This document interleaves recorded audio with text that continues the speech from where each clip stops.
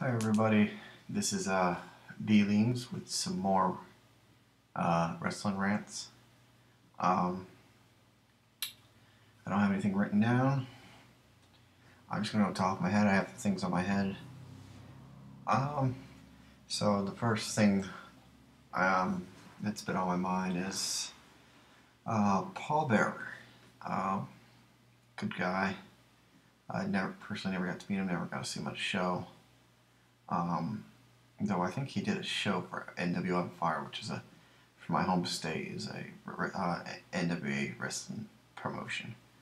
All I can say is that I think he was a good character, and I think he's responsible for Undertaker and Kane's career. My condolences to Paul Bearer's family. I didn't get to see Raw, but I did read the results and watched some reviews on here on YouTube. And I actually did like the whole tribute thing from what I heard, and I've seen some videos on YouTube of CM Punk being the heel that he is, mocking Paul Bearer's death. Which, if you knew, his sons were backstage on Raw, so I guess they were okay with it. So I guess that's okay as long as they're okay with it, because it really doesn't matter if we're okay with it, because it wouldn't matter if it matters if his family's okay with it.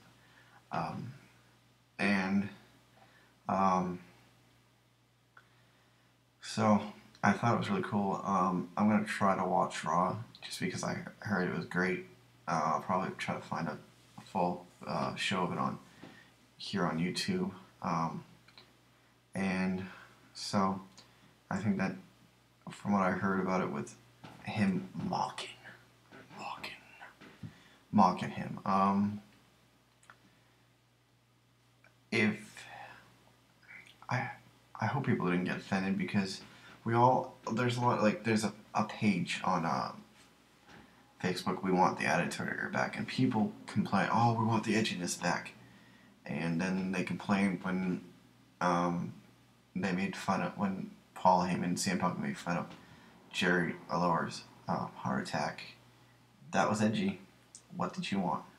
And with this whole urn and Paul Bearer thing, you can't be offended because the family was okay with it, and it made for a good storyline. And I'm pretty sure that, I don't know Paul personally, so I can't really say that, but I think anybody in the wrestling business understands. And I'm not saying this because I have some deep knowledge of the wrestling business, but I think he would have been okay with it. I mean, with the stuff he did in the Attitude Era, I think he'd be okay with this. If you know that Raw where they show a video of him and Jerry Lawler talking about how Undertaker and his mom and Kane, how he screwed her. So I don't think it would be going too far. So that's what I wanted to say about that. And I also want to talk. I know I'm not yet a big member of the YWC, and I don't really care if I ever do. But I want to speak about Mark Pearson. I did start watching his videos because I watched some of Spaz Phoenix videos, saying how good he was. And I watched his review on Raw, and he dissed Spaz, and here's the thing, Mark. You probably won't even see this, and you probably won't even respond to this, but here's the thing. I'm with Spaz. I don't understand why people hate on The Miz and why we can't like The Miz. Okay, when Miz first started out, yeah, he was green as heck. But here's the thing, Miz has gotten better. I mean, did you see the matches that he had with Antonio Cesaro? I mean, those were good matches. You can't deny that. I'll admit, I wasn't a fan of Miz at first because he was part of that real world reality show. But he grew on me. I mean, I like his character, and I think he can be a world champion. Um, and I mean, he's already been a world champion. He was given a chance at that.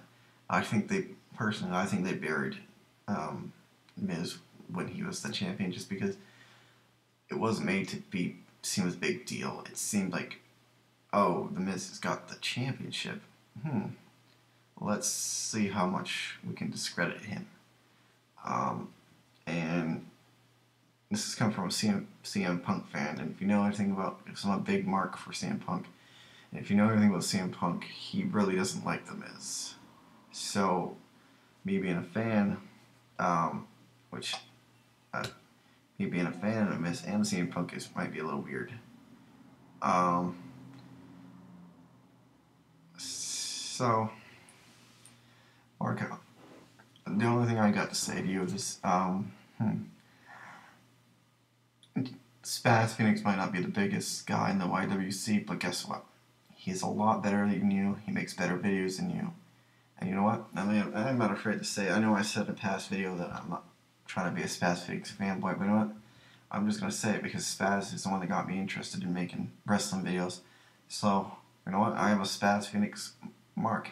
And that doesn't mean I agree with everything he says. But a lot of what he says is truth.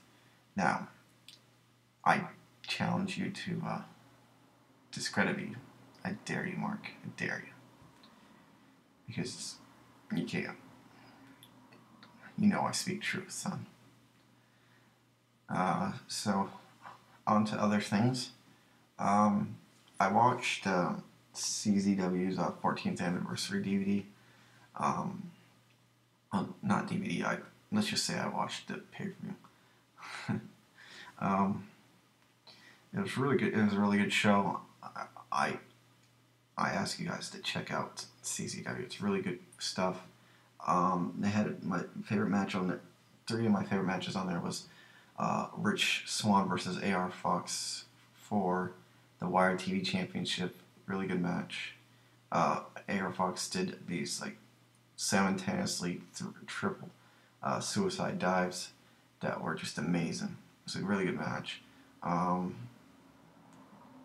The ultraviolet food fight between Greg Excellent and